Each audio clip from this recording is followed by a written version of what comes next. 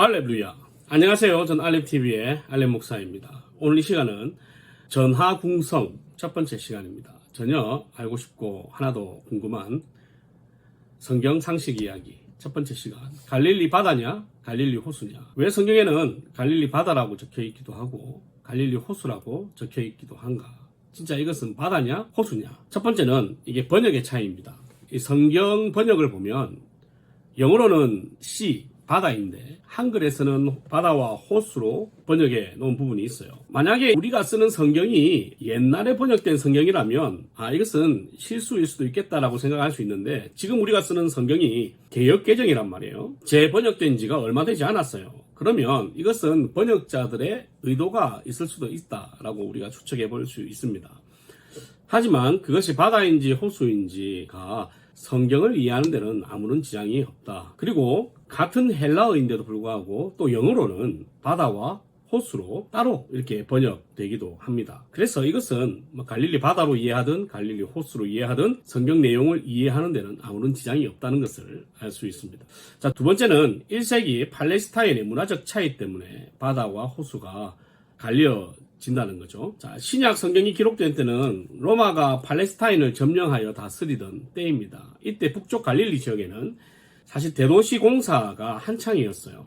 성경에는 디베리아라고 나오는데 이 도시는 티베리아스라고 하는 도시입니다. 헤롯 안티파스가 로마 황제 티베리우스의 즉위를 축하하고 기념하는 의미에서 세운 휴양 도시예요. 신도시죠. 큰 호숫가 혹은 작은 바닷가 주위로 휴양지와 관광지가 발달하는 건 예나 지금이나 다를 바가 없어요. 그런데 유대인들은 로마인들과 같이 섞여 살기를 싫어했죠. 갈릴리 바다 그 지역에서는 공존하는 것 같아 보여도 유대인들이 사는 마을에 로마인들이 사는 경우는 주둔하는 군인들 외에는 거의 없었습니다. 근데 그도 그럴 것이 로마인들 입장에서 생각해보면 식민지 사람들과 또 얽히기 싫었을 것 아니에요. 로마인들은요, 우리가 역사 시간에 배운 에게해를 보고 살았던 사람들이에요. 반면에 유대인들은 유목민으로 아브라함 때부터 산과 광야에서 가축을 키운 사람들이에요. 그래서 유대인들은 항상 풀과 물을 찾아 헤맸죠. 그래서 조그만 웅덩이만 봐도 정착을 했고 텐트를 쳤단 말이죠. 그러다가 가끔씩 생각 외로 큰 물 웅덩이나 오아시스를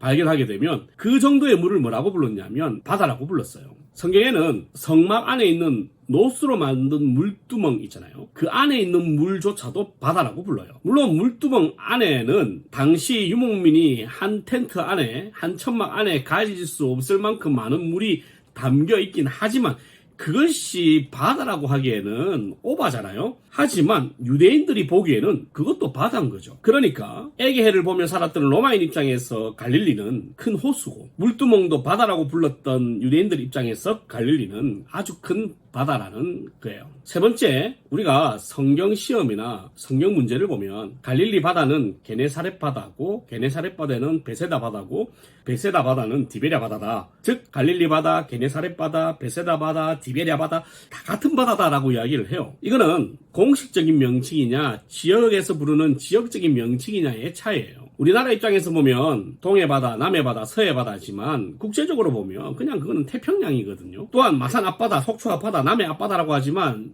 정확하게 말하면 그냥 그것은 태평양이에요. 마찬가지로 이 바다의 공식적 명칭은 갈릴리인데 갈릴리를 제외한 명칭은 바다가 보이는 마을 이름을 붙인 지역에서 부르는 명칭이다. 게네사렛 평야에서 갈릴리 바다를 보면 그는 게네사렛 바다인 거고 베세다에서 갈릴리를 보면 베세다 바다인 거죠. 이 정도만 알면 여러분들이 갈릴리를 보고 이해하실 때 성경을 오해하거나 헷갈리지 않을 거라고 생각을 합니다. 어쨌든 갈릴리 호수냐 갈릴리 바다냐 가지고도 상처받는 사람들이 있다고 하니까 제일 첫 번째로 갈릴리 바다, 갈릴리 호수 문제를 다뤄봤습니다.